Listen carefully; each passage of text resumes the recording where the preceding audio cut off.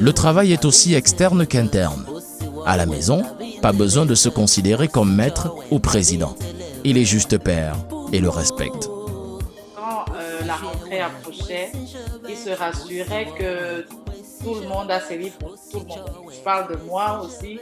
Tout le monde a ses livres. On allait à la librairie avec lui. Bon, c'était jamais son livre. Fait que s'il fallait qu'on achète des livres et tout, il trouvait toujours un temps pour qu'on puisse aller à la librairie pour trouver les livres nécessaires qu'on demandait à l'école. Puis aussi au niveau des fournitures scolaires, il se battait comme il pouvait de pouvoir satisfaire tout le monde et tout, acheter les livres, les fournitures scolaires, se rassurer que tout le monde a ses tenues, se rassurer que peut-être si tu dois prendre le bus, le transport est payé pour le bus et tout. Donc, fait, tout était vraiment comme, comment dire, c'était vraiment à la lettre, quoi. Il se rassurait que tout le monde était prêt pour le début de la rentrée. Quand on entrait au primaire, c'est que c'était sans plainte. À la remise des bulletins, il te fait comprendre que bon voilà, vous êtes censé recevoir vos bulletins fin d'année et lui il vous fait comprendre qu'il ne sera pas là. Il ne sera pas là. C'est maintenant lors de la cérémonie de la remise des bulletins que lui, à sa grande surprise, il fait son entrée là. C'est une entrée, toujours l'entrée fabuleuse. Toi tu as l'impression que mais toi tu m'as pas dit que tu ne venais pas. Sinon, quand tu revenais avec les mauvaises notes, il avait cette aptitude-là à pouvoir seulement t'encourager, que tu peux faire mieux. Et il n'était pas du genre à tabasser l'enfant parce qu'il a eu de mauvaises notes. Non, non. C'était ce papa-là qui savait toujours encourager. Parce qu'il prenait toujours son exemple à lui, qui n'était pas le plus intelligent de la classe. Mais regardez où je suis actuellement. C'est un papa parfait. C'est un papa excellent. Merci. Papa est de nature très calme, très posée, très conseillé, il ne parle pas beaucoup, mais ce qu'il dit est tellement important. Réfléchir. Attentif, pragmatique, Papa Wapi appelle à améliorer les conditions de vie pour être meilleur. Il fait renaître la confiance aux enfants dont certains ne sont pas ses propres progénitures. Il s'agit de les amener à comprendre qu'ils sont juste médiocres et qu'ils peuvent remonter leur niveau. Papa Wapi va progressivement se faire comprendre. Il joue avec eux, parle même de l'avenir. Il était toujours du genre à vous soutenir dans tout ce que vous faites et il n'était pas du genre aussi à imposer ses règles. Parce que quand il fallait peut-être choisir la série A, B, C, non, le choix te revenait à toi. Donc lui, il n'était pas du genre à dire que non, il faut faire ça. Et il aimait bien quand tu soumettais juste ça avec des arguments. Tant que tu as des arguments pour le convaincre, lui il est d'accord. Il te soutient dans la décision que tu vas prendre. À son lieu de travail, j'étais surpris par la façon de quelqu'un de rassurer un client parce que j'essaie un peu de comprendre dans quoi il faisait. Et ce qui m'a le plus attiré dans ça, c'était le fait qu'il puisse transmettre, qu'il puisse rassurer la personne qui parle en face de lui. Et un jour à la maison, on était dans un repas de famille avec son mère, avec l'un de ses amis, Papa Foutu Daniel. Et on parlait sur l'avenir, de ce que chacun entrevoit de faire dans sa vie. Mais arrivé sur nous, plus on était plusieurs enfants, chaque enfant disait ce qu'il aimerait faire dans la vie. Nous sommes venus là, et moi, je souhaiterais que l'un de vous fasse avocature pour que, si c'est que je suis plus là, le cabinet puisse continuer à vivre, que le cabinet puisse continuer à tourner, que le nom ne meure jamais. C'est là que j'ai dit, tiens, dernièrement, j'étais au bureau et j'ai vu comment il était en train de terminer. J'ai vu comment il était en train de parler aux gens. J'ai vu comment il avait de l'assurance. J'ai vu comment. Et j'ai alors dit, ce jour, moi, je vais faire l'avocature. Moi, je vais continuer. Et c'est là que le choix de mon frère jumeau et moi a été différent parce qu'il fallait seulement une personne. Mais il a dit, il faut une personne pour continuer avec l'avocature. On ne peut pas rester avec, euh, même si c'est que je suis là, il faut forcément quelqu'un qui va assurer les arrières de la maison, il faut quelqu'un qui va assurer les arrières de la famille. Donc, attendez-vous, voilà ce qu'il avait dit, attendez-vous. J'ai choisi personne, mais attendez-vous. La personne qui va choisir de faire avocature, la personne qui va faire autre chose. Et c'est là que je suis parti en aparté avec mon frère. On a dit, oh, moi, je me sens prêt. Moi, je sens que je peux faire l'avocature. Et c'est là que tout est parti. En fait, j'ai fait mon BPC 3 fois. La première fois, c'était difficile pour moi. Je n'ai pas passé. Il a dit, ok, on peut comprendre que bon, je ne t'ai pas prête, mais l'année prochaine sera meilleure. L'année prochaine, donc je le fais, je ne passe pas toujours. Il dit, ah bon, ça veut dire que tu n'es pas concentré. Qu'est-ce que tu veux donc faire dans ta vie si ce n'est pas l'école? Il ne parlait pas beaucoup, mais ce qu'il disait était, il a dit, sache que c'est ce que tu sèmes que tu récoltes demain. Donc, si tu t'amuses, sache que demain tu vas regretter. Et c'est comme ça que la 3e année, j'ai passé mon BPC. Et c'était juste là, à cette classe-là qu'il m'est arrivé de faire une classe 2 ou 3 fois, mais depuis cette année jusqu'à ce que j'ai mon master, je n'avais plus jamais échoué. Je crois qu'il m'a beaucoup soutenu. Il était toujours content à chaque fois que je disais, papa, voilà, on a affiché mes notes et j'ai pu valider, dit waouh, bravo. Ne pas laisser ses sentiments, ne pas se laisser imaginer ses douleurs et peines en famille. Une douce façon de prendre le contrôle de la situation. Même dans les moments les plus stratégiques, ne pas montrer ses faiblesses. Il était un peu exceptionnel parce que c'était un peu difficile pour nous de savoir qu'il traversait des périodes difficiles. C'est ce qu'il faisait, mais il ne voulait pas nous aider à ça. L'autre stratégie de Wapi Zakari est d'être le bon Père Noël à la maison. Le matin, bon, déjà, tu allais peut-être dire c'est quoi que tu voulais que le Père Noël te rapporte et tout. Puis le 25, quand tu te réveilles sous l'arbre de Noël, tu constates qu'il y a ton cadeau. Puis bon, chacun se précipite, puis on détache les cadeaux. Bon, c'était un peu ça notre rituel. En fait, on se levait le matin du 25, on trouvait toujours nos cadeaux sous l'arbre de Noël. Le moment de Noël où on était toujours une famille unie. On était toujours, et ça se passait toujours, lorsqu'il fallait prévoir que Noël arrivait, étant tout petit, c'était le moment de l'année qu'on attendait le plus, parce qu'on savait que ça c'est le moment de fête, et la maison est toujours joyeuse, papa va toujours faire, il va toujours apporter des cadeaux, il va toujours faire ceci, il va toujours... Il était justement pour nous ce Père Noël-là, parce que chaque Noël, nous avions toujours nos cadeaux. Même, je peux dire, vieille ou bien grande que je suis, j'avais toujours des cadeaux de Noël. Il avait l'habitude d'être en manigance avec sa femme. Donc, il se permettait d'acheter des cadeaux sans notre insu. Et il faisait passer nos cadeaux derrière pour les faire entrer dans sa salle de bain. Une fois que le verset arrive, mais on lui dit, mais papa, il nous avait tellement habitués à des cadeaux de 25. Il avait l'habitude de nous assister les jouets que nous aimions tant. Oui, des trucs comme le vélo. Oui, on a vraiment pédalé quand on était petit. Et c'était cette façon à lui. Et il nous embrouillait toujours que c'est le Père Noël qui est venu déposer parce que vous avez eu à travailler bien à l'école et tout et tout. Il y a eu un décembre où il nous a carrément pas donné de cadeaux. Carrément pas, je crois que c'était à l'âge de 12 ans. 12 ans, oui. Cette année-là, il nous a vraiment pas donné de cadeaux, mais on se lève un 25 décembre.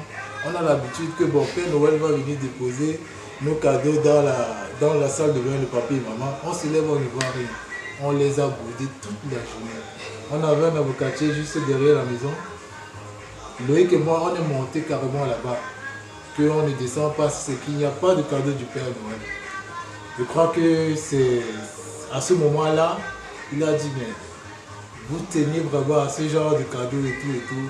Et il commence à nous dire que mais Père Noël c'est parce que moi votre Père Noël.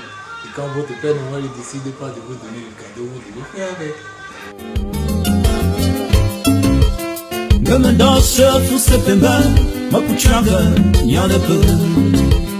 Il faut dire que cette stratégie marche si bien et Wapi Zakari en ajoute une autre, celle de la connaissance traditionnelle et du village.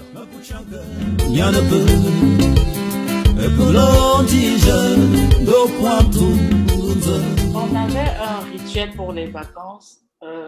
Chaque grand vacances, au mois d'août, il prenait toujours 2 semaines de congé. Puis, on allait tout le temps au village. Fait que lui, il a toujours aimé le village, toujours au village. Donc, lui, il ne voulait pas qu'on ne sache pas d'où on vient, en fait. Il ne voulait pas qu'on se perde, en fait. Donc, chaque vacances, on avait 2 semaines au village, tout le monde. C'était une coutume. Depuis que nous étions petits, c'était à la période d'août que nous allions toujours pratiquement faire 2 à 3 semaines. Et la vie là-bas, c'était du charbonnage. Parce que quand on arrivait là-bas, il fallait aller au champ et il n'aimait pas les paresseux. Quand il fallait aller au champ, vous devez être derrière lui. Peu importe ce que tu as fait, on va d'abord au champ et on revient. Il ne cesse de leur enseigner leur culture et d'où ils viennent. Sa démarche est celle de leur parler de la tradition, du chef du village Babouantou et de les amener de temps en temps au champ. On a notre champ Njoko, c'est comme ça qu'on l'appelle. Et c'est quand on arrivait là-bas qu'il nous racontait effectivement comment ça se passait avec ses amis, avec sa mère aussi, sa défunte mère. Et c'est dans ce champ-là qu'on l'a enterré.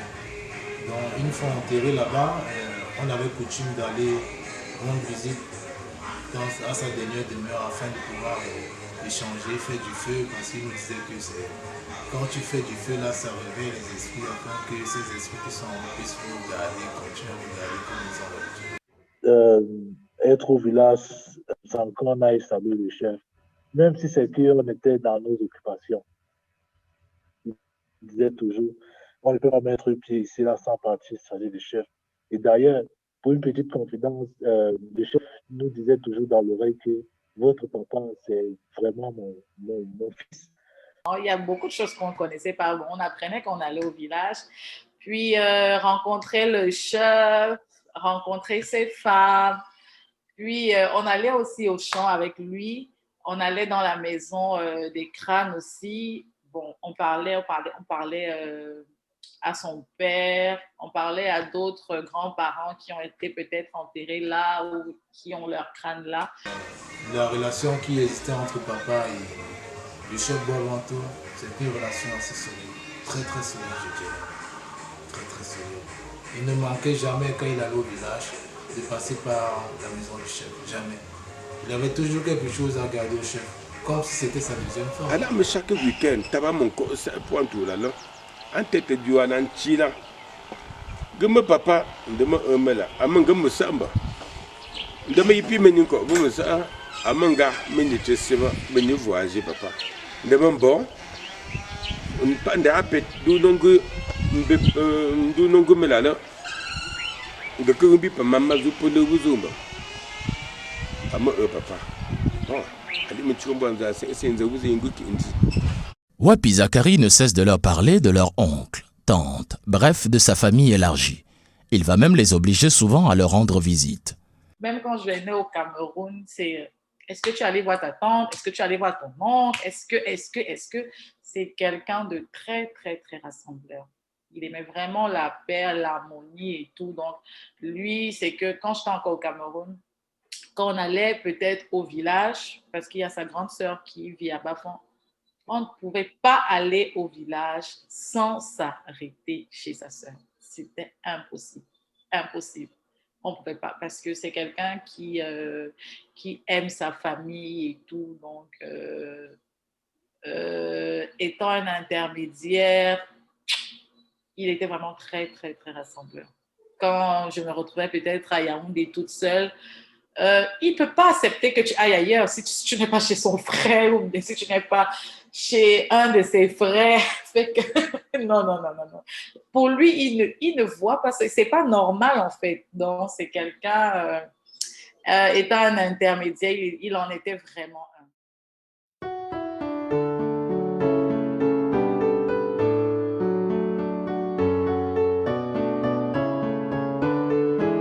Ses réalisations avec la divinité ne sont pas seulement traditionnelles, elles sont aussi chrétiennes.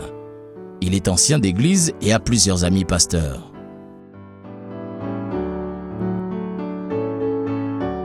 Wapi Zakari est de ceux qu'on va très vite identifier. Même dans un groupe de 200, et il se fera très vite remarquer parce que il avait deux mots qu'il disait souvent lors des conseils d'anciens. Pour interpeller ses camarades membres du conseil, il avait l'habitude de dire « Je parle ma part et parlez pour vous ».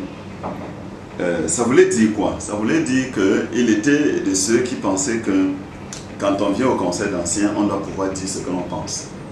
Et de ce point de vue, chaque fois qu'il estimait devoir prendre la parole, il n'hésitait pas.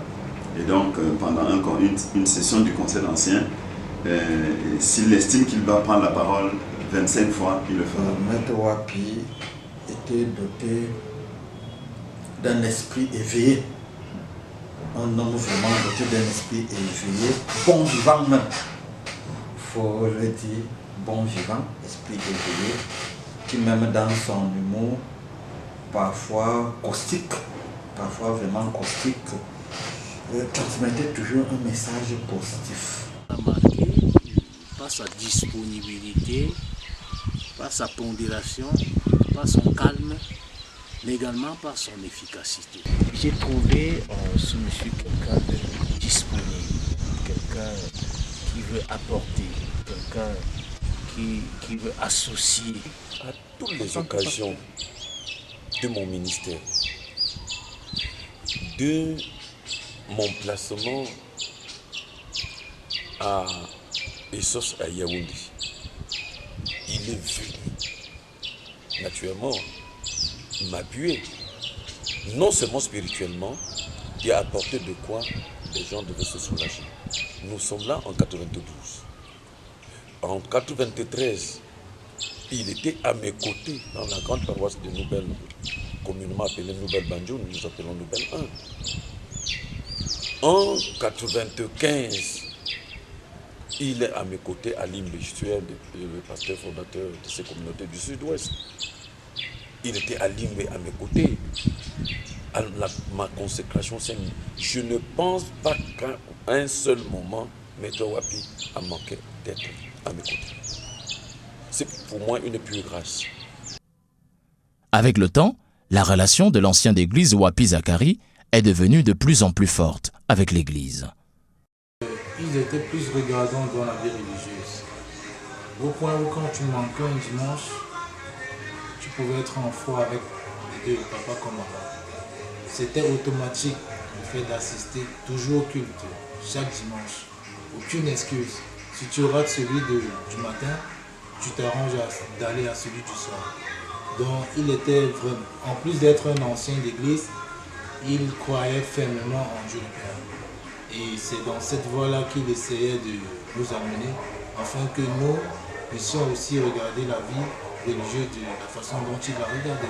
Mais en tant que chrétien, on a toujours beaucoup d'humilité et on doit placer le Seigneur Jésus au-dessus. De ce point de vue, je me souviens encore d'un passage de l'évangile de Jean qui citait souvent quand il priait. Quand on priait ensemble, il avait dit: à qui d'autre irions? Tu as les paroles de la vie éternelle. Sa foi, je l'avoue, était au-dessus, était plus intense que la mienne. Pendant nos réunions, nos séances de réunion, je priais pendant plus de 3 ans, c'est moi qui ai prié. Mais le jour où il a pris l'occasion, il a dit qu'il allait prier, il a prié. Je lui ai dit il devait me laisser souvent l'écouter. Il m'a dit que je le faisais si bien, mais j'ai senti honnêtement, humblement que quand il prie, c'est comme s'il avait suivi une formation pour le faire. Quand vous regardez la parole du cinquantenaire, quand on parle des anciens, Wapi est en tête pour parler. Pourquoi? Parce qu'il était dans cette paroisse, surtout c'était le monsieur qui était la voix du conseil d'anciens. Parce qu'il savait s'exprimer. Beaucoup d'années sont passées et l'ancien d'église est devenu incontournable et très sollicité au sein de l'église. Maître Wapi était un homme ordinaire. Ordinaire, même à l'église. Il fallait savoir ce qu'il était dans la vie civile pour savoir que cet ancien d'église-là, c'est Maître Wapi. Parce qu'il avait une mémoire atypique. Hein. Maître Wapi, dans un style qui lui était propre, savait nous rappeler les faits enfouis quelquefois dans l'oubli. Et même lorsque la situation était sérieuse et peut-être difficile, il savait tourner en dérision, mais de manière pertinente, cette situation-là, pour nous faire avancer. Il était avocat, et pas seulement avocat, priant, et je n'hésitais pas à le solliciter. Quand un chrétien vient me rencontrer et me pose un problème, qui est un problème, le chrétien est venu voir son pasteur, mais le problème qu'il pose a une dimension judiciaire ou juridique. Je ne me gêne pas, parfois même devant le concerné, je n'hésite pas, je prends mon téléphone et je l'appelle pour dire, écoute, j'ai quelqu'un qui pose un tel problème comme ça, comment est-ce qu'on peut gérer, comment est-ce qu'on peut l'aider, comment est-ce qu'on peut l'accompagner. Et très souvent, je connaissais déjà la réponse. Écoute, tu as mon téléphone, donne-lui mon contact, dis-lui de m'appeler et qu'il me rappelle seulement qu'il appelle, qu'il vienne de la paroisse et qu'il appelle à ton compte.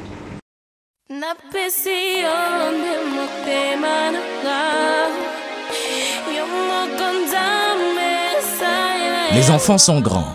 Comme à l'accoutumée, il faut que les enfants prennent leur sacrement religieux. La paroisse du cinquantenaire, située au cœur de Makepe, est l'idéal. La joie déborde de la famille Wapi. C'est au pas de danse qu'il l'exprime.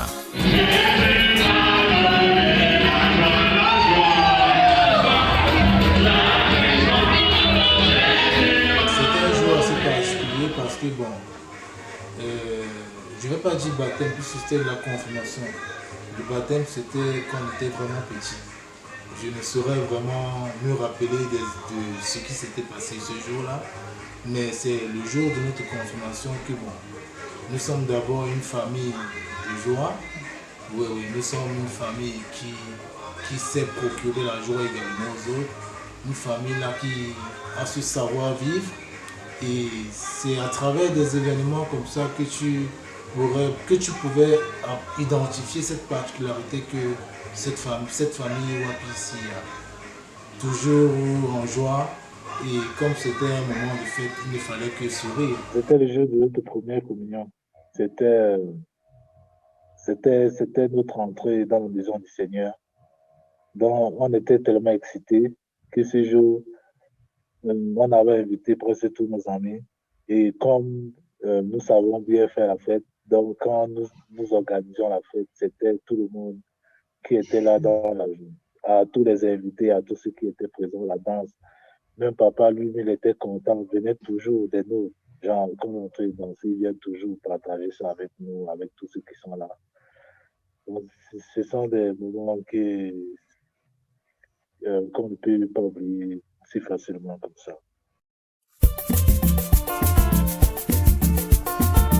Wapi Zakari réalise ses rêves inaccessibles. Pour un homme croyant qui milite pour le développement et le bien-être de sa famille, cela relève tout simplement d'un don du ciel. Il a brisé les tabous et c'est ce qui l'a conduit à un leadership incontournable. Wapi a à la fois de la ressource et également du caractère. Maître Wapi Zakari est parvenu à bâtir une place à Babouantou, notamment à Menguet. Il y a mis son savoir et son goût du bien-être.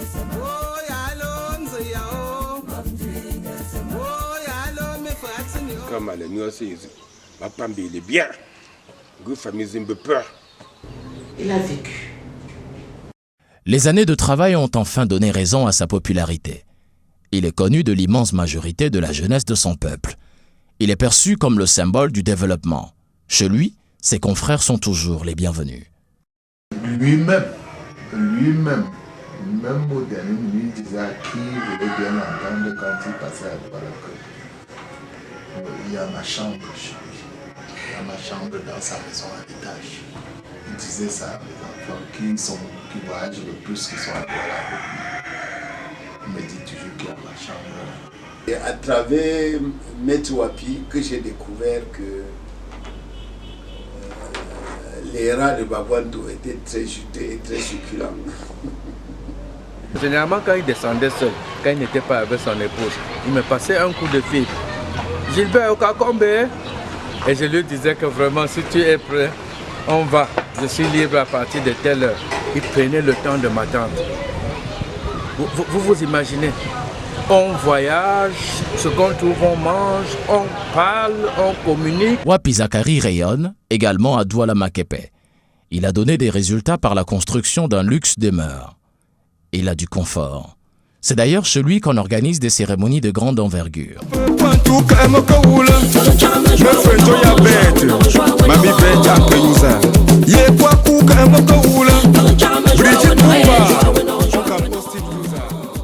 C'était des moments magiques.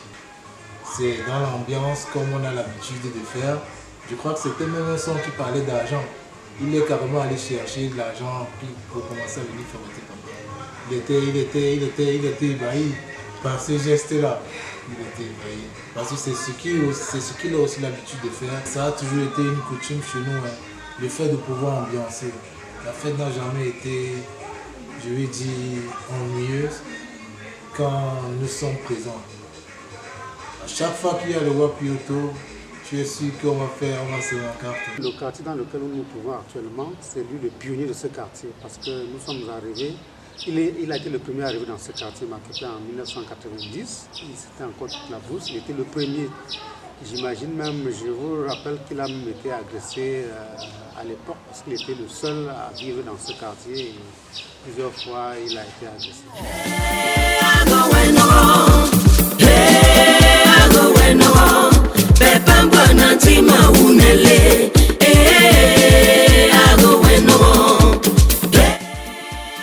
En 2016, Wapi Zakari a 55 ans et à son actif, 12 ans comme président de Codé Pointou. En guise de cadeau de plusieurs années de labeur, le chef Babouantou, Kalug Mongwe Pierre, lui gratifie du titre de notabilité Munkap Wapi. C'est le plus haut titre qu'un Babouantou peut avoir de son vivant.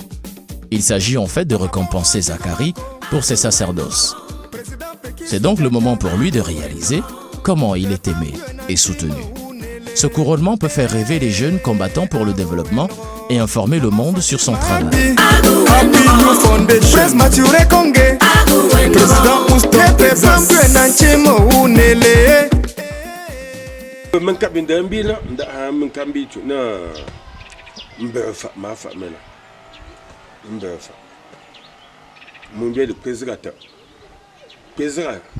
D'une façon positive. Parce que pour un cap, ce n'est pas pour un cap de plus le mari, pour mon dit, ne point tout, pour que il y ait un moment dans le mari. Alors, pour un cap, c'est un seven gumba, un moment de mamouta, dans un cambi. J'ai comité de développement de Babouantou, un bon père de famille, sans côté prix. C'était un titre méritant. Lui-même ne s'attendait pas. Il ne s'attendait pas que le chef devait l'élever à ce titre. Bon, par la grâce du Seigneur, c'est arrivé comme ça, on l'a suivi comme ça. Et nous, vous savez que le chef a quand même ses entourages. Le chef a ses entourages. Vous avez vu le tabouret qui était acheté par les femmes d'Arc de Bangor. Et c'était une doléance aussi des Ndjang de Bangor. On ne savait pas comment ça devait se passer, mais cette doléance, vous avez vu que les Ndjang ont remis le tabouret au chef. C'était une fierté à la suite de plusieurs réussites dans ces réalisations. C'était un couronnement Moi, je dis que Sa Majesté, le roi de Bakonkou, Sa Majesté Nkalu, bien, ne s'est pas trompé.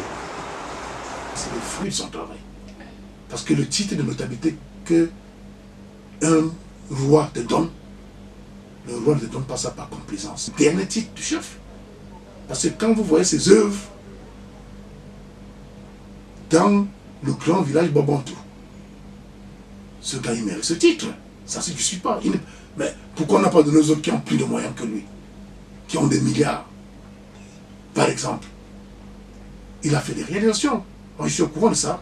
Chaque fois, il me parlait qu'ils ont réunion du comité de développement. C'est le fruit de son travail. C'était un travail, un bâtisseur. Mais c'était un bâtisseur. C'est le fruit de son travail. Novembre 2019, mois de naissance de Zacharie. Pour la circonstance, Madame Véronique organise l'anniversaire de son mari sous haute discrétion. Zacharie n'est pas au courant. Le but du jeu, c'est de faire de cette fête d'anniversaire une surprise au total à son mari, M. Zacharie. Elle invite les proches amis de son mari. Les consignes sont données. Il s'agit en réalité de montrer à Zacharie comment il est aimé. Et il doit être surpris de tout. J'avais d'ailleurs un rôle assez particulier. C'est moi qui étais en charge de le distraire. Et je crois que cela s'est passé en sorte qu'il n'a pu que tomber sur la fête. Cet anniversaire, j'ai failli me gâter. Parce que quand maman Mani a dit qu'elle a fait l'anniversaire surprise de ton mari, j'ai dit attends, Mani, si ton mari apprend que nous on était au courant, tu ne trouves pas qu'il va nous dire que nous sommes de très bons amis? Elle a dit non. Elle est venue me supplier à la maison que non. Et cet anniversaire, c'était vraiment très bien organisé. Et c'est là où je tire chapeau à Mani. C'est un exemple de grande femme, ça. Puisque c'était une surprise, nous avions organisé ça à son insu. Et c'est le jour J qu'il a devenu que bon, toute cette organisation, c'était pour moi. C'était pour moi. Nous sommes le 24 novembre 2019, jour de l'anniversaire de Zacharie. Sa femme a déjà tout préparé. Une fête grandiose l'attend. Amis, proches, même les membres de la famille sont là. Quand on est d'ailleurs arrivé devant sa cour, il y avait des personnes qui venaient le saluer. Et je devais tout faire pour les distraire de manière à ce que le secret ne soit pas dévoilé.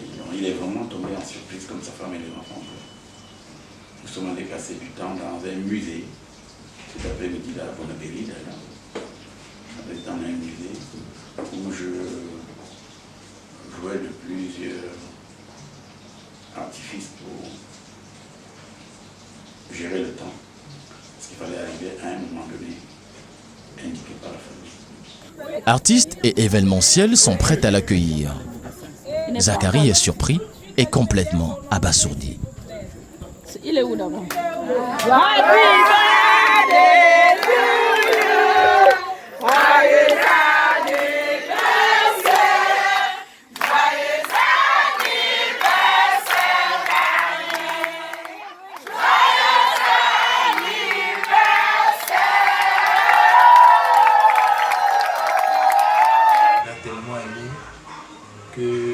qu'il y a eu une cassette qui est sortie et il ne s'est passé jamais un jour à la rediffuser.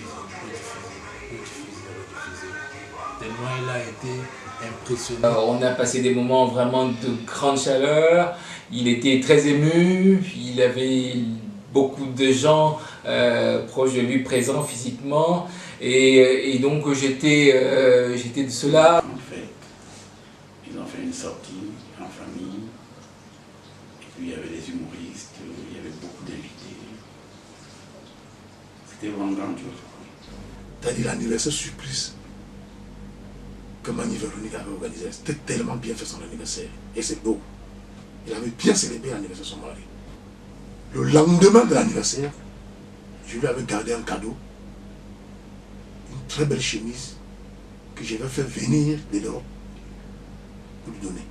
Et c'est ça qu'il a porté le lendemain. Là, il s'est filmé, j'ai ça sur la pointe, il dit Homo, tu as vu ma belle chemise? C'est ça que j'ai porté. Bahayangula, Bahayangula, Bahayangula.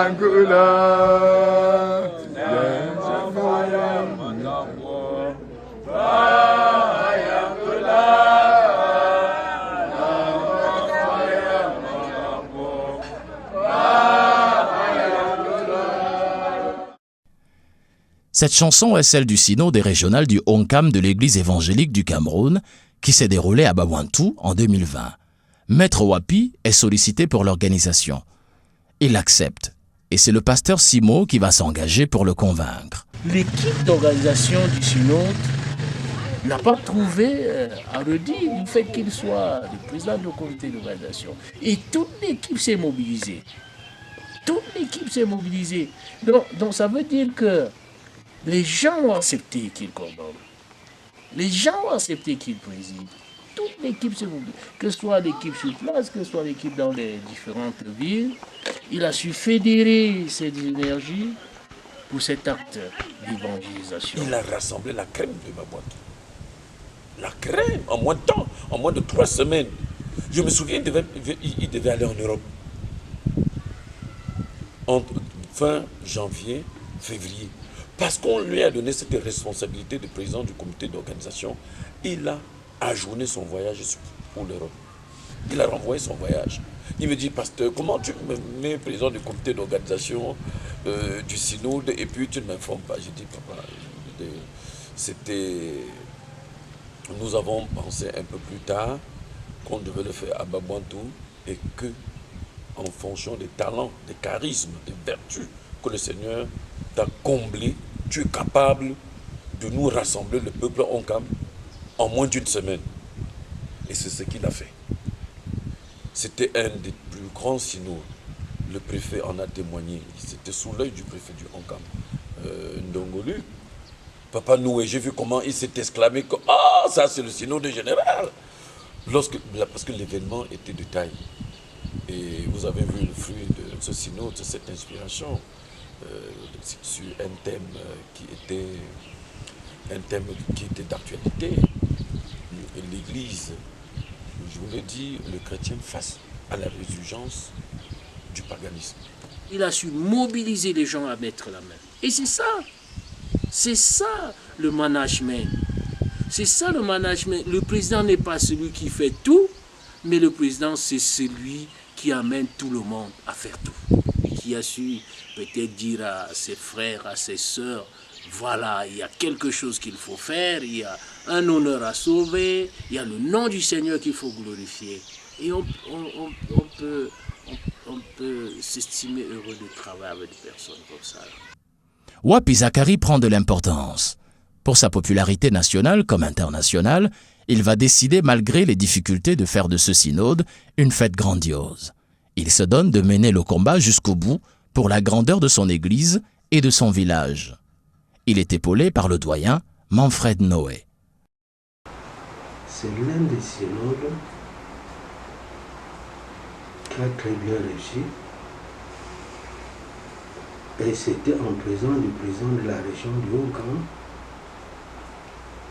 et du président Nji Doya, président de notre église. Et ça a été une réussite en l'honneur de notre groupement, en l'honneur du district de Bawantou, dans la région synodale. Il était, c'est vrai, le président du comité d'organisation du dernier synode de la région qui a eu à Bawantou, le district de Bawantou, et j'avoue que son implication était à chaque instant.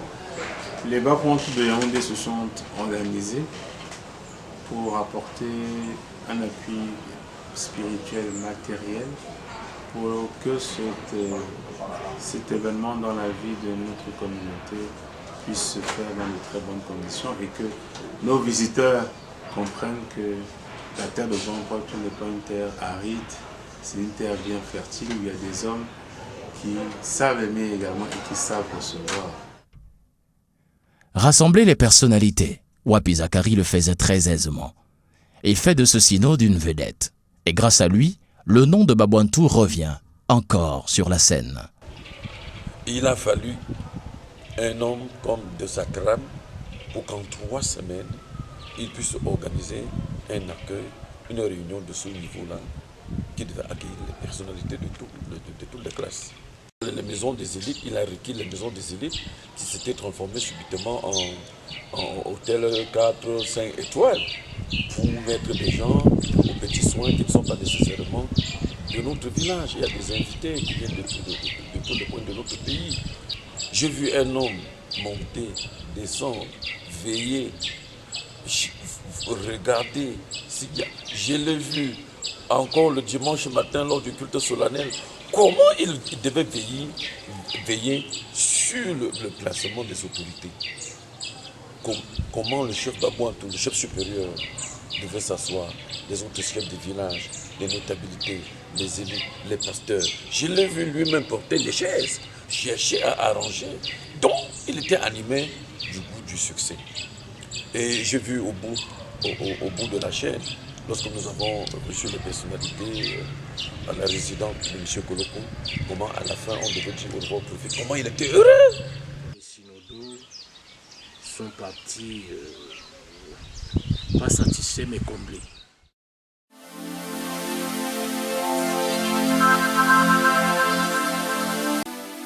Comment ne pas rêver et être fier de Maître Wapi lorsqu'on est proche ou loin de lui?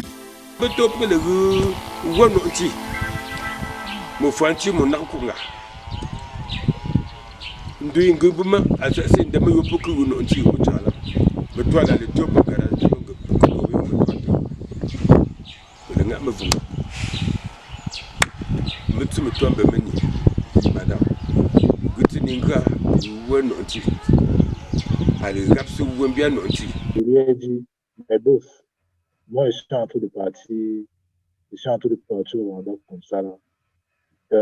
Il faudrait qu'on pense à faire de ton cabinet SCP une société civile et professionnelle et que moi je sois actionnaire. Il a juste ri.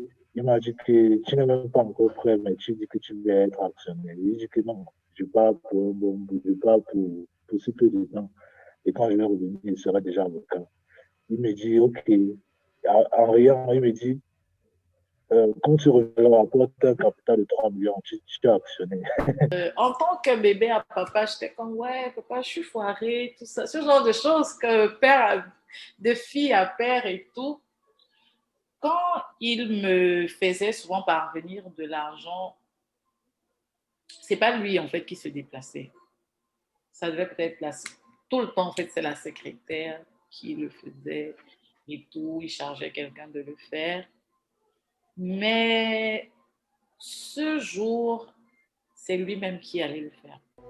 In December 2019, China notified the World Health Organization of several cases of human respiratory illness, a disease later named COVID-19.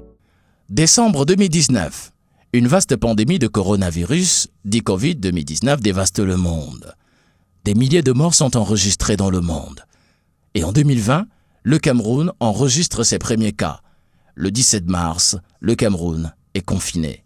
Vient de décider des mesures d'assouplissement et de soutien suivantes afin de soulager les secteurs durement impactés par cette crise sanitaire.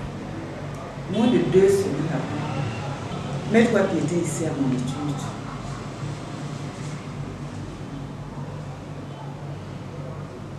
Maître Wapi était ici, accompagné de quelqu'un.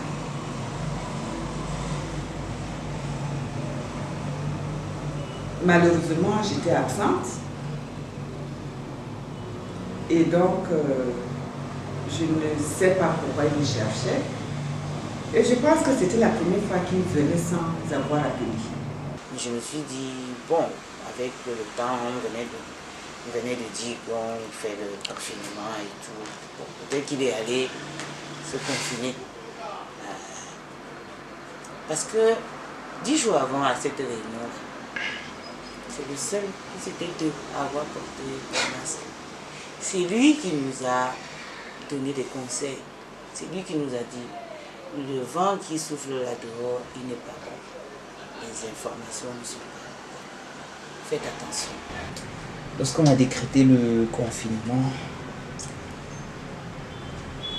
on travaille plus au téléphone. Alors, voilà comment tous les dossiers qui sortaient du secrétariat s'entassaient sur sa table. Il m'appelle un jour et on me dit qu'il y a les dossiers pleins sur ma table. Qu'est-ce qui se passe? Non, ce sont les dossiers pour signature. Mais alors, mais si c'est pour signature, tu es assez grand pour signer.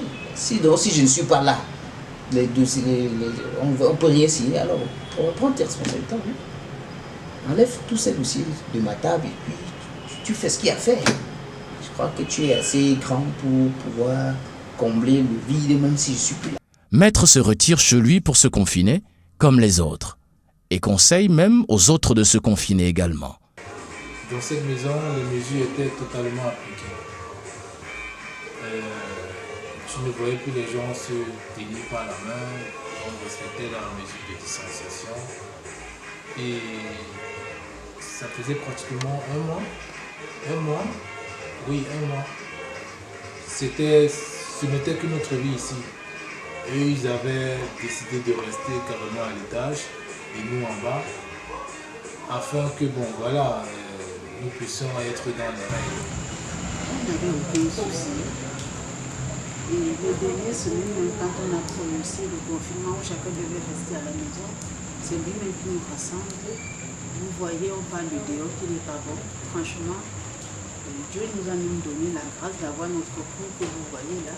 Restons ici. Il a mis en congé, n'est-ce pas, ses employés, parce que c'était par prudence pour ne pas être contaminé, n'est-ce pas, de ce virus, ou même que sa famille ne soit pas contaminée.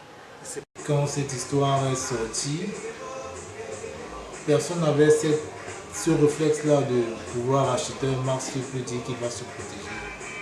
Mais comme papa, lui, n'aimait pas rester loin de son bureau et qu'il faisait toujours les va-et-vient malgré le confinement, il s'est permis donc de se procurer des masques afin de pouvoir aller à ses occupations et pouvoir revenir. Rappelons que Maître Zacharie Wapi a passé sa jeunesse sans être fréquent sur le lit d'un hôpital. Oui, je pense que presque tous les gens d'Acué ont été nos malades, soit directement ou indirectement. Directement, oui, j'ai eu Zach ici malade, je crois que je l'ai même hospitalisé une fois. Je suis dans un lit d'hôpital sous perfusion et qu'on lui rendait visite parce qu'il était malade. Je n'en ai pas connu pendant mes 4 ans. Le film du décès se passe dans la semaine du 5 avril. 2 semaines avant le 5 avril, il a un peu de fièvre. Sa température était bonne et je lui ai demandé de venir faire le travail, de rester à la maison, de ne plus sortir, de se confiner. Quand il avait, entre-temps, je crois qu'il faisait aussi comme toutes les familles faisaient, prendre des potions, des inhalations et tout ça, comme tout le monde a fait en ce moment-là. Il s'est senti un peu mal à l'aise. Je ne dirais pas qu'il était souffrant, mais ça a toujours été ce genre de petit malaise qu'il a eu. Des trucs comme la toux. Oui. Et je crois qu'à travers les informations qui pouvaient se véhiculer à propos de ce coronavirus, il a pris peur. Il appelle Dr Mireille Momi. Et en évoluant, il me dit, je ne sens plus, je perds l'appétit, je sens que le goût de repas. Et donc là, ça m'a encore inquiété un peu plus. Et je lui ai demandé de venir à l'hôpital pour l'examiner et faire certains examens. Et ce qu'on a fait, et jusque-là, il n'y avait toujours pas de test. Il avait commencé à avoir comme des petits, une petite toux et tout. Bon, on se disait, bon, c'est juste une toux, puis voilà, ça va passer. Donc, il s'est levé de lui-même, il est allé, il m'a fait un transfert, puis il m'appelle, il me dit, je t'ai envoyé ce que tu demandais. Il prend le traitement, mais la maladie persiste. Je lui dis, tu prends ton traitement de famille et puis on observe. Tu prends ton traitement 3 jours, après je prends le traitement, il me dit ça va. Je parle avec lui, ça c'est lundi. On parle, puis il me dit il a la toux et tout, ça continue. Je lui demande donc, est-ce que tu fais de la fièvre? Est-ce que tu as du mal à respirer et tout? Il me dit non, c'est juste une toux. Bon, je lui ai dit oui. Il m'a dit en principe, les résultats sont censés sortir 48 heures après. Je lui ai dit ok, il n'y a pas de souci. Et là, on parle lundi. Tout est correct. Mardi, quand j'essaye de la voir, je n'ai pas pu la voir, j'ai eu maman, je lui ai dit, bon, quand il se réveille, dis-lui de m'appeler et tout. Quand il se réveille, il m'appelle, on parle un peu, toi, ça va? J'ai dit, oui, ça va, le confinement, là, vraiment, c'est chiant et tout, voilà, on est à la maison. Bon, il essayait de nous remonter le moral, non, ça va aller, machin, vraiment, toujours positif, toujours optimiste. Il m'appelle, il me dit, donc, du coup, c'est un peu... Et il me dit comment ça tu peux faire. Il me dit, ah, je te dis comme je vois. Je lui dis, un peu ça veut dire quoi? Il me dit, non, je me suis réveillée ce matin, j'ai un peu toussé. Et dans la journée, j'ai aussi un peu toussé. Mais pas grave, ça va. Et bien après, bon, maman a fait tout ce qu'elle a pu faire. Et là, nous avons démarré le traitement. Il a commencé son traitement, je passais me voir. Mais on traitait, comme il était prélevé, on était sur le rien, mais il y avait des signes quand même qui nous interpellaient. Donc, il a commencé son traitement, premier jour, deuxième jour, troisième jour, quatrième, cinquième jour, tout allait bien. Et puis, même passé le jeudi soir, alors qu'il était le dimanche. Le jeudi, je suis venue ici à ce de l'enfant. Je prenais le lait, je suis assise. Nous avons discuté, je dis comment tu vas, papa, ça va bien. Il dit, ah, je suis là. Je lui dis, moi, je vois que ça va bien. Tu m'as l'air d'une meilleure que hier. Il me dit, si je le dis, alors c'est que ça va mieux. Nous avons passé la soirée ensemble. Et après, je suis rentrée chez moi. Zacharie est mal en point. Sa santé décline. Il faut l'interner de toute urgence.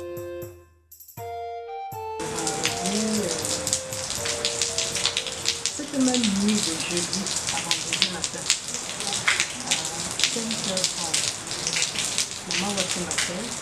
Il me dit que ton père n'a pas du tout dormi. Je dis comment ça?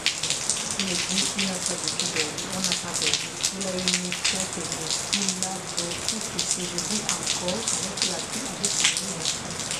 Il a beaucoup poussé, il a tellement poussé qu'il a même des de sang, des crachats sur les respirations qu'il faisait. Donc je te sens rapidement ici, ce matin-là, je dis carrément, il faut absolument que nous allions à l'hôpital. Il fallait maintenant l'interner à l'hôpital. Et une fois maintenant à l'hôpital, je crois qu'il est allé en jeudi.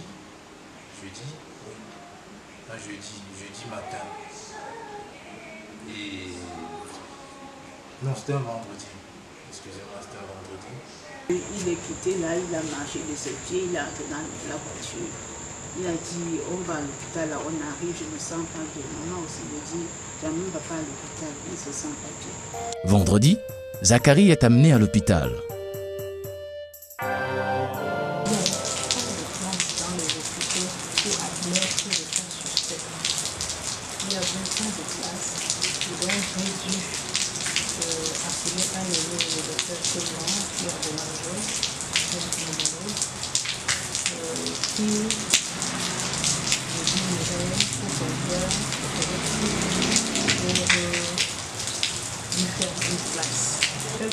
Il était dans l'état de santé, il voulait qu'il soit un peu oxygéné et tout. J'ai dit après, non, s'il n'y a pas de place, je crois que je vais aller à RMP prendre un moment d'oxygène.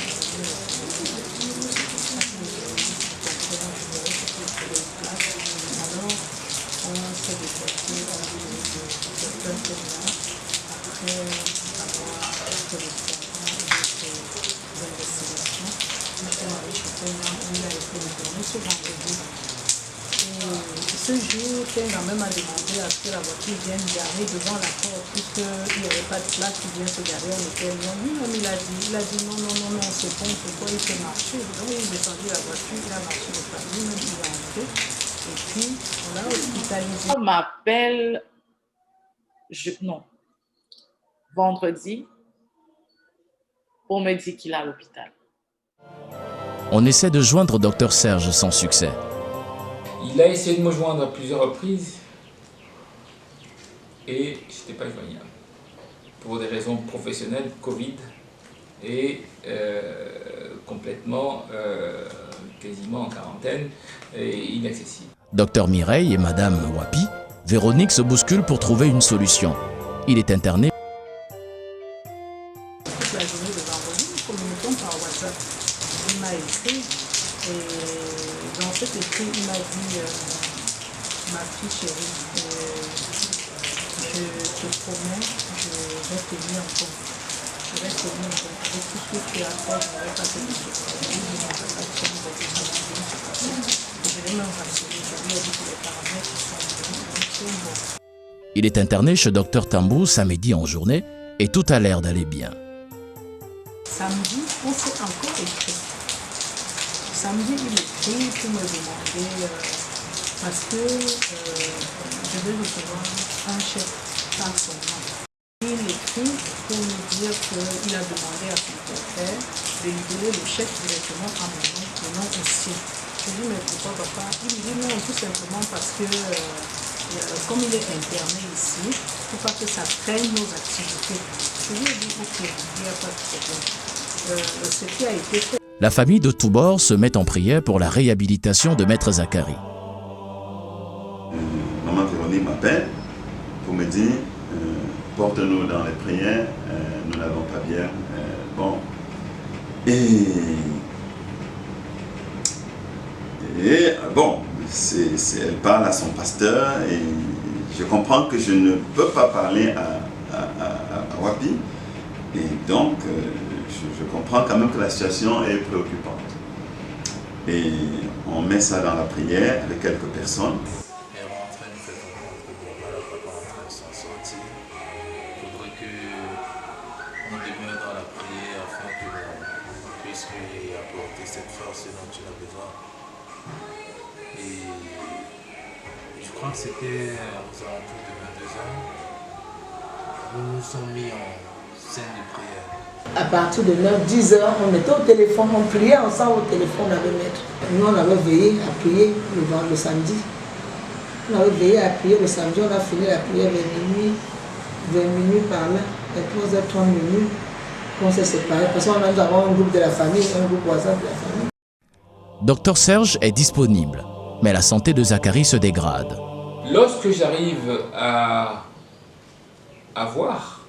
être joint par téléphone, par Véronique et Réumi, il est déjà hospitalisé chez le Dr Tengo, avec un besoin en oxygène qui était croissant, et avec une dégradation de l'état respiratoire qui s'est rapidement accentuée le soir du 4, et à partir du 4, 22 heures, nous étions constatant qu'il avait une hypoxie, c'est-à-dire une baisse d'oxygène, une baisse de pourcentage en oxygène dans le sang, à moins de 67%, alors que la normale était supérieure à 95%, malgré plus de 10 à 15 litres d'oxygène, ces heures étaient comptées. Et comme un drame, lorsqu'un drame arrive, il y a toujours des facteurs qui s'ajoutent, qui s'additionnent pour cette catastrophe. Comme un avion qui s'écrase, c'est toujours une combinaison de plusieurs facteurs. Il a été impossible dans la ville de Douala, malgré toutes les démarches que nous avons faites, d'avoir un lit de réanimation avec respirateur pour que Maître Wapi bénéficie d'une intubation trachéale et une mise sous assistance ventilatoire, qui était l'indication formelle pour donner une chance de survie dans ce tableau aigu et fatal. Et donc ça a duré des heures, on a déplacé du monde, on est allé même dans le domicile certains réanimateurs pour les réquisitionner. Et malheureusement, rien n'était disponible. Et l'un des principaux réanimateurs de la ville a finalement eu notre message à 6h15. Et ça faisait 4 heures que Maître Wapi avait arrêté de respirer. Il n'était plus de ce monde. Donc oui, on a vécu ça en direct. Ouais, le téléphone est trouvé juste à côté. Je dis alors, docteur, comment ça va? Tout c'est bien, ça, l'esprit s'est stabilisé par rapport à la détresse de ce soir, de soirée, etc. Il me dit justement, tout à fait, il a pour te dire que c'est fini.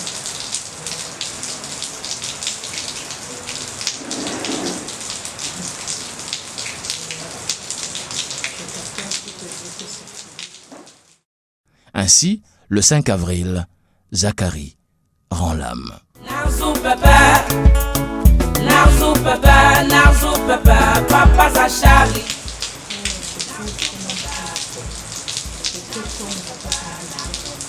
C'était comme si le ciel s'était sur moi. Je crois que c'est le dimanche, pratiquement 12h30. Sa petite sœur qui est médecin, docteur Ami, elle nous appelle pour nous annoncer la nouvelle. Mon frère, je vous m'appelle. Il m'a d'abord appelé par appel vidéo. Et moi, il était 2h, je crois il devait être 1h ou 2h aussi. Moi, je me suis dit que non, ce sont les commentaires. Mais son premier appel m'a quand même fait un genre. Qu'est-ce qu'il veut à cette heure? Après, il insiste en qu'il m'appelle. Il m'appelle par audio. Quand il m'appelle maintenant par audio, il me dit seulement le frère. Il était serein, mais il ne pleurait pas encore. Il me dit le frère. Ça ne veut pas sortir. Je dis, mais qu'est-ce qu'il y a? C'est là, c'est en me disant, en m'appelant comme ça, là, que je suis les cris derrière, comment les gens sentaient. Je dis non, ne dis pas ça. Il me dit que c'est là que lui se met à pleurer. Moi, je raccroche directement. La nouvelle de la mort de Zacharie se répand très vite comme une traînée de poudre. Une nuit, les 2 heures du matin, mon téléphone sonne. Mon Dieu, madame m'a annoncé. Mzimba, Metani Chaouva, Mankawa Pichaouva, the Rumbi Frapant, Papa Gamon Kukwa Frapant, Gamon Kukwa, Tani Gayi woman, Iba Papa, Tani Chaouva, Medo Chaouva, les Frapant, Medo Chaouva. Mais, rends pas compte, du fin à quoi? On nous a réveillés, on m'a réveillé vers 2h, 3h du matin pour un coup de fil. Que j'ai essayé de répondre, ça ne passait pas du tout. Après, la personne était obligée de raccrocher. Après, il était obligé de revenir le plus tôt possible le matin à la chefferie. Vers les 6h, il me dit, chef, est-ce que tu sais? J'ai dit non. Il y a quoi? Il me dit, ben, vraiment, je ne sais pas. Il y a quelque chose qui ne va pas. Je dis, mais qu'est-ce qui ne va pas? Il me dit vraiment, bon, tu n'as pas encore compris, je dis comprendre quoi? Il dit, ben, vraiment, est-ce que tu sais que Mengam n'est plus? Je dis quoi? Mengam n'est plus, pourquoi? Mengam qui? Je dis Mengam Wapi. Et ce qui m'a impressionné, c'est que quand Maître est parti, Tani est parti là, on fuyait, on jouait à cache-cache pour arriver chez lui. Oh maman mia, c'était pas facile. Mais quand le jour est arrivé, on était comme ça. On arrive, on a ouvert la porte, qu'est-ce qu'on voit là? le portrait. Bon, on a vu seulement le portrait, je dis seulement, ça a tourné comme... Donc, après on est resté là, on se demandait, mais est-ce que... Donc c'est vrai, c'est vrai, c'est vrai. Après elle a dit que, quand on l'a appelée, elle a dit qu'on ne bouge pas, qu'elle arrive. Dès qu'elle a franchi le portail là, je crois que le quartier a dû nous entendre. Ça a démarré. Le deuil a démarré. Et ce qui m'a touché le plus, je n'ai jamais vu Papa Noé pleurer comme ça. Il s'est levé, on était assis, il s'est levé, il a manière de... Je dis, je n'ai jamais, cette scène va me marquer toute ma vie. Il dit, ah, mais même un appareil n'aurait pas rendu le son. Il dit, je viens chercher qui ici? Je viens chercher qui ici? Et la maman, qui est là, la mère de ma, a commencé aussi à pleurer. Il dit, je viens chercher qui ici? La panthère m'a tué. J'étais glacée jusqu'aux os. Je n'ai jamais vu Papa me pleurer de cette façon. À peu près minuit et demi, je me décide de le laisser et d'aller m'endormir. Mais dès que j'étais couché, je crois à peu près 15 minutes maximum après, j'entends cogner à ma porte. C'est ma fille qui cognait à la porte. Et elle m'annonce le décès de notre homme.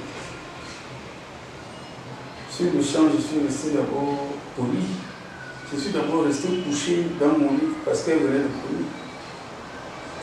J'ai quelques secondes après, je dis, je n'ai même pas les blagues de mon rêve. Rentrez, faites ce que vous avez à faire. Et puis, je me suis dit, il peut s'agir de choses sérieuses.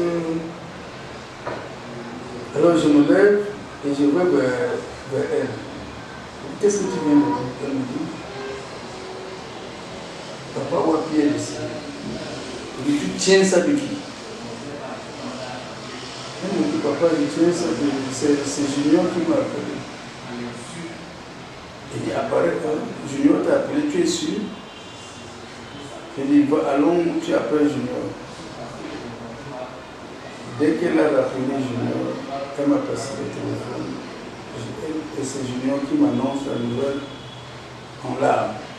Et du coup, j'ai entendu en fond sonore des cris de wa wa wa wa wa. Je dois dire que quand j'ai entendu ce cri-là, je suis tombé dans mon canapé. Tombé dans le canapé, je suis resté là pensé pendant plus de 30 minutes.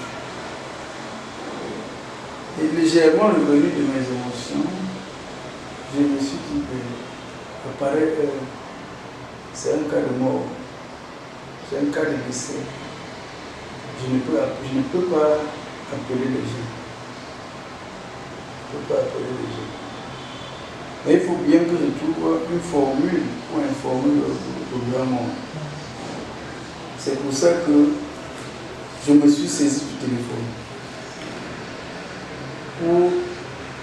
Pour écrire les messages dans les réseaux, en me disant que celui qui ouvre le téléphone, même que ce soit le matin ou à quelque heure que ce soit, va découvrir l'information.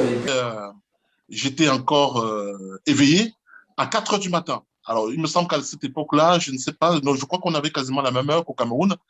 Et je m'apprêtais à aller me coucher. Le téléphone de mon épouse qui sonne à 4 h du matin. Et vous savez, les coups de fil de 4 h du matin ne sont jamais annonciateurs de bonnes nouvelles. Jamais. Il n'y a aucune raison que quelqu'un vous annonce une bonne nouvelle parce qu'on se dit, on va attendre que la personne se réveille. Mais vous savez, quand il s'agit d'un deuil, on vous réveille, peu importe le moment, etc. Donc, du coup, les coups de fil à une heure tardive, c'est toujours vous annoncer une mauvaise nouvelle. Et pendant que je suis en train de me préparer, c'est-à-dire, j'étais au salon, je crois, je m'apprêtais donc à rejoindre la chambre pour aller me coucher, j'entends mon épouse qui parle au téléphone. J'entends une voix, vous savez, dans la nuit, une voix, la moindre voix, on entend, parce que tout est calme, etc.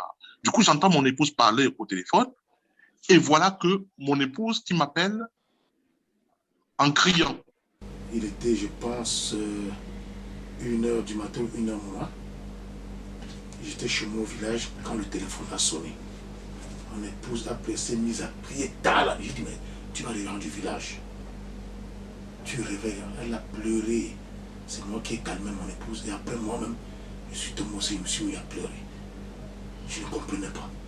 Parce que tu, avec un ami que tu connais, et puis subitement tu apprends qu'il est mort. Moi je me lève à 5h du matin. Je voulais quand même aller marcher un peu. Je voulais aller marcher. À 5h, je suis un peu indisposée. Je me lève pour les toilettes et je prends le téléphone pour voir quelle heure il est.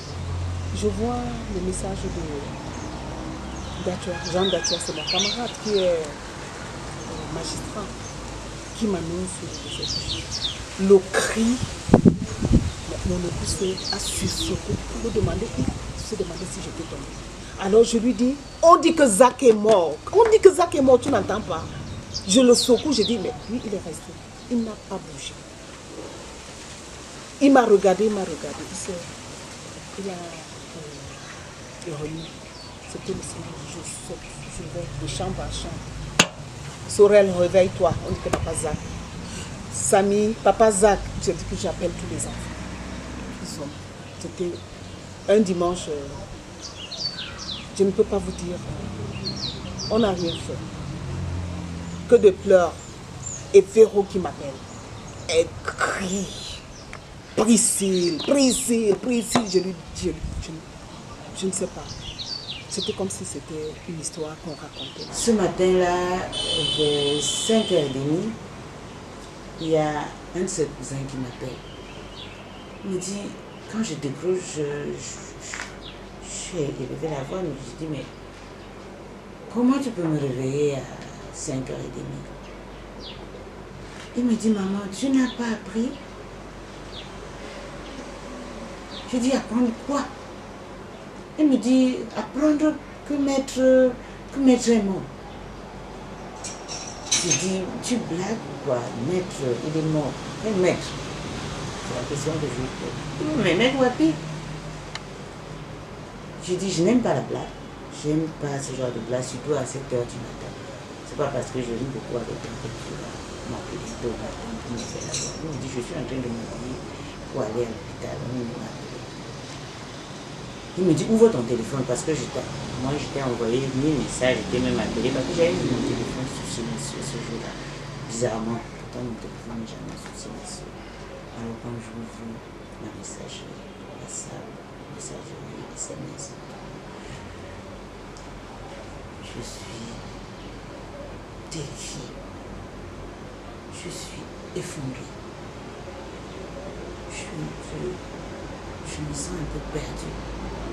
Je me dis, qu'est-ce qui se passe?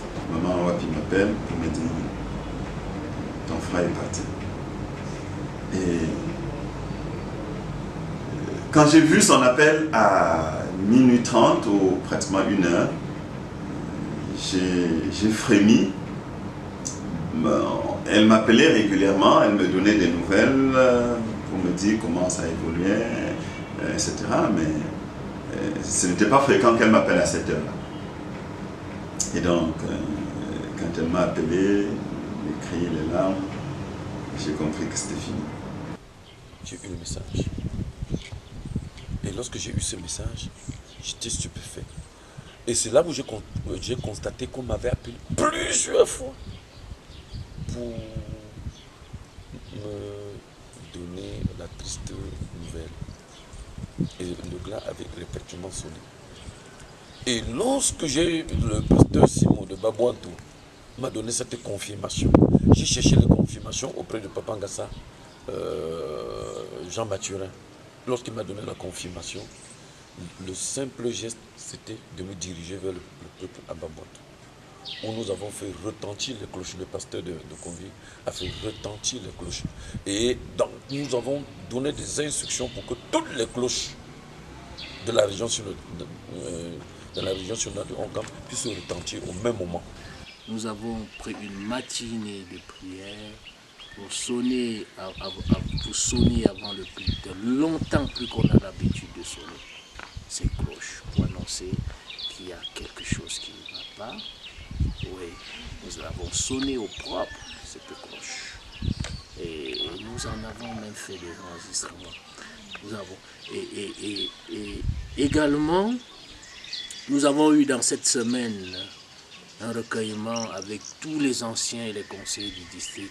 Personnellement, j'étais tétanisé.